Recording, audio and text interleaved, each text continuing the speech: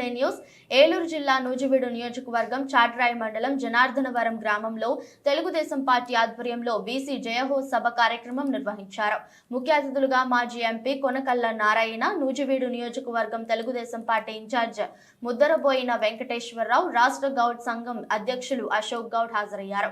నారా లోకేష్ జన్మదినం సందర్భంగా cake cut చేసి శుభాకాంక్షలు తెలిపారు. ఈ కార్యక్రమంలో ఏలూరు జిల్లా తెలుగు రైతు ప్రధాన కార్యదర్శి మోరంపూడి శ్రీనివాసరావు మాట్లాడుతూ ముద్దరబోయిన వెంకటేశ్వరరావును శాసనసభ్యులుగా గెలిపించమని కోరారు. ఈ కార్యక్రమంలో జనసేన పార్టీ నాయకులు మరీదు శివ, రామకృష్ణ, తెలుగుదేశం నాయకులు సీతక్క, వేణు, పలగాని దుర్గారావు, తల్లాడి శ్రీనివాసరావు తదితరులు పాల్గొన్నారు. మరి ఆయన దగ్గర నుంచి పిలుపుచ్చింది దుర్గారావు గారు, మరి అందరూ కూడా ఈ గ్రామస్తులంతా కూడా నన్ను రావాలని కోరుకున్నారు. అంత అభిమానంతో పిలుస్తుంటే ఎలాగైనా రావాలనిపించింది. సంతోషం వచ్చినందుకు. మేము చాలా మండలాల్లో జేహోపీసీ సమావేశాలు చూశాము, కానీ ఇంత పెద్ద ఎత్తున ఒక బహిరంగ సభ మాదిరిగా చేసినటువంటి మీ అందరికి కూడా హృదయపూర్వకంగా నేను అభినందిస్తున్నాను. 2000 మంది పైగా ఈ సమావేశంలో పాల్గొన్నారు. ఏ సమావేశంలో సుమారుగా ఎంతమంది జనం ఉన్నారనేది అనుభవం ద్వారా చెప్పడం మాకు సాధ్యమే. వాళ్ళు 2000 మంది పైగా ఈ సమావేశానికి వచ్చారు. మరి నేను పాల్గొన్న సభల్లో ఇంతవరకు ఇదే పెద్ద దానికి హృదయపూర్వకంగా నిర్వాహకులందరినీ కూడా అభినందిస్తా ఉన్నాను. మరి రాజకీయాల్లో చిన్నప్పటి నుంచి గౌతు లక్షణ గారి అనుచరులుగా, జయప్రకాష్ నారాయణ గారి అనుచరులుగా మేమంతా కూడా రాజకీయ సభకు నమస్కారం. చాట్రాయి మండలంలో ఇక్కడ జనార్దనవరం గ్రామంలో జరుగుతున్న జయహో బీసీ కార్యక్రమానికి ముఖ్య అతిథి మచిలీపట్నం మాజీ పార్లమెంట్ సభ్యులు కొనకళ్ళ నారాయణరావు గారికి, అదేవిధంగా మన ప్రియతమ నాయకులు నూజివీడు నియోజకవర్గ తెలుగుదేశం పార్టీ బాధ్యులు, మాజీ శాసనసభ్యులు, గౌరవనీయులు పెద్దలు ముద్రబోయిన వెంకటేశ్వరరావు గారికి, రాష్ట్ర గౌడ సంఘం అధ్యక్షులు అశోక్ గౌడ్ గారికి, అదేవిధంగా వేదిక మీద ఉన్న పెద్దలందరికీ, నియోజకవర్గ నలుమూలల నుండి ఇక్కడికి విచ్చేసిన తెలుగుదేశం పార్టీ నాయకులకు, కార్యకర్తలకు, బీసీ సోదరులకు, సోదరిమణులకు అందరికీ, ప్రింట్ అండ్ ఎలక్ట్రానిక్ మీడియా ప్రతినిధులకు నా హృదయపూర్వక నమస్కారాలు. తెలుగుదేశం పార్టీది వెనకబడిన వర్గాలది అవినాభావ సంబంధం. అన్న నందమూరి తారక రామారావు గారు మన వ్యవస్థాపక అధ్యక్షులు బీసీలకు పెద్దపీట వేశారు. ఆనాడే చెప్పారు, తెలుగుదేశం పార్టీ జెండా బీసీలకు అండా అని ఆనాడు అన్న నందమూరి తారక రామారావు గారు చెప్పారు. చెప్పడమే కాదు, ఆ రోజు చట్టసభల్లో రిజర్వేషన్ లేదు బీసీలకి, రాజ్యాంగంలో మనకు రిజర్వేషన్ ఆనాడు కల్పించలేదు. అయినా సరే చదువుకున్న యువకులకి ఒక యనమల రామకృష్ణుడు గారు, ఒక దేవేంద్ర గౌడ్ గారు, ఒక అచ్చెన్నాయుడు గారు, ఒక ఎర్రం నాయుడు గారు, ఇలాంటి వాళ్ళ సామాన్య యువకులు వాళ్ళకి చట్టసభలు ఎమ్మెల్యే సీట్లు ఇచ్చి వాళ్ళని గెలిపించి గొప్ప నాయకులుగా తయారు చేసిన ఘనత తెలుగుదేశం పార్టీది. మీకు చిన్న ఎగ్జాంపుల్ చెప్తా. కొనకళ్ళ నారాయణరావు గారు ఆటోలో వచ్చి బీఫామ్ తెచ్చారు. నేను ఆ రోజు ఎన్టీఆర్ భవన్లో నేను చూసి ఆటోలో వచ్చారు సార్. ఆటోలో వచ్చి ఎంపీ బీఫామ్ తీసుకొని వచ్చి ఈరోజు ఎంపీగా 2 సార్లు గెలిపించారు ఘనత తెలుగుదేశం పార్టీది. సామాన్యుల్ని గొప్ప వ్యక్తులుగా తీర్చిదిద్దిన ఘనత తెలుగుదేశం పార్టీది.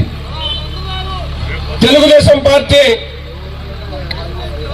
ఈ రాష్ట్ర అభివృద్ధి కోసం ఆనాడు నందమూరి తారక రామారావు గారు, ఆ తర్వాత చంద్రబాబు నాయుడు గారు అహర్నిశలు కష్టపడి ఆయన సంపదను సృష్టిస్తూ ఉంటే మన దౌర్భాగ్యం ఏంటో కానీ ఆయన సంపద సృష్టించడం, ఆ తర్వాత రాజశేఖర రెడ్డి గారు వచ్చి దాన్ని పనిచేసి మళ్ళీ మొన్న విభజిత ఆంధ్రప్రదేశ్ కి చంద్రబాబు నాయుడు గారు నానా కష్టాలు పడి అమరావతి అని, పోలవరం అని, అభివృద్ధి అని నానా కష్టాలు పడి ఏదో దాన్ని కొంచెం నిర్మిస్తే కళ్ళపల్లి కబుర్లు, పచ్చి అబద్ధాలు, పచ్చి పాదయాత్రలో ఏదైనా కొండ మీద నుంచి కోతిని దించుతారా అంటే నేను సీఎం అయిన తర్వాత 1 వారం రోజుల్లో దించేస్తా, ఏది అడిగినా కానీ 1 వారం రోజుల్లో. అసలు జగన్మోహన్ రెడ్డి గారు మద్యపాన నియంత్రణ చేయకుండా ఈసారి నేను ఓటు అడగడానికి రాను అన్నారు. ఈసారి మహిళలంతా నేను ఒకటే చెప్తా ఉన్నా, వైసీపీ నాయకులు ఎవరన్నా ఓటు అడగడానికి వస్తే వచ్చే ఎన్నికల్లో మీరు మద్యపాన నియంత్రణ చేశారా? ఓన్లీ 5 స్టార్ హోటళ్లలోనే మద్యం అందుబాటులో ఉండేలాగా చూస్తాను, గ్రామాల్లో గల్లీల్లో మందు అందుబాటులో ఉండకుండా చేస్తాను అని చెప్పిన జగన్మోహన్ రెడ్డి గారి హామీ ఏమైంది? నీటి మీద రాతలు అయ్యాయి. ఆయన హామీలన్నీ అంటే మళ్ళీ మరొకసారి మోసం చేయడానికి వస్తారు. కానీ ఈసారి మోసపోవద్దు. నందమూరి తారక రామారావు గారు ఈ పింఛను పరిశ్రమని జగన్మోహన్ రెడ్డి గారు వచ్చిన తర్వాత దాన్ని మళ్ళీ దించేశారు. జగన్మోహన్ రెడ్డి గారు చేసేదల్లా చంద్రబాబు నాయుడు గారి పేరు వినపడకూడదు.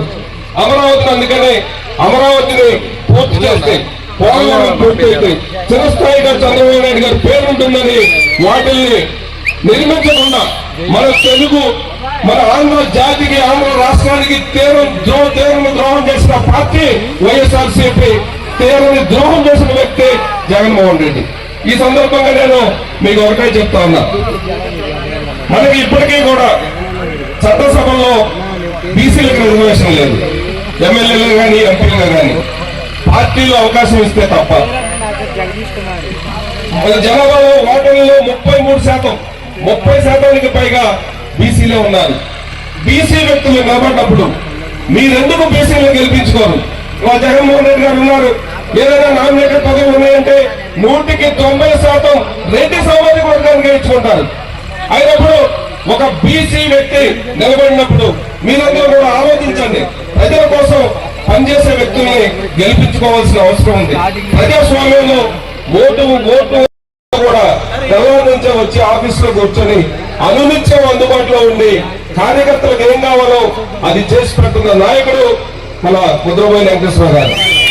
ఇన్ఛార్జ్ గా ఉండే దేనికి భయపడకుండా, ఎవరికి భయపడకుండా డిఎస్పీకి ఫోన్ చేయమన్నా, ఎస్పీకి ఫోన్ చేయమన్నా, లేదా ఫీల్డ్ లోకి వచ్చేయమన్నా ధైర్యంగా వచ్చేస్తారు. కానీ నాది ఒకటే కోరిక, ఇలాంటి వ్యక్తి మన నియోజకవర్గానికి ఎమ్మెల్యే అయితే చూడాలని ఉంది, ఆయనతో మనం పనిచేయించుకోవాలని ఉంది. నేను చెప్తా ఉన్నా, ఎవరి సిఫార్సులు అవసరం లేదు. సామాన్య కార్యకర్త కూడా మన ముద్రబోయిన వెంకటేశ్వర గారు ఎమ్మెల్యే అయిన తర్వాత డైరెక్ట్ గా ఆఫీస్కి వెళ్ళి మీరు పని చేయించుకోవచ్చు. మీరు ఆలోచించండి, చంద్రబాబు నాయుడు గారు ఏ ఉద్దేశంతో అయితే ఇక్కడ బీసీ అభ్యర్థిని పెట్టారో, బీసీ సోదరులారా మీరందరూ ఆలోచించి సరైన నిర్ణయం తీసుకొని సైకిల్ మీద బటన్ నొక్కండి. మన ముద్రబోయిన వెంకటేశ్వర గారిని ఎమ్మెల్యేగా గెలిపించండి. తద్వారా చంద్రబాబు నాయుడు గారిని ముఖ్యమంత్రి చేయండి అని మరీ అభ్యర్థిస్తూ నాకు ఈ అవకాశం ఇచ్చిన పెద్దలకు ధన్యవాదాలు తెలియజేస్తూ సెలవు తీసుకున్నాను. జై హింద్, జై తెలుగుదేశం.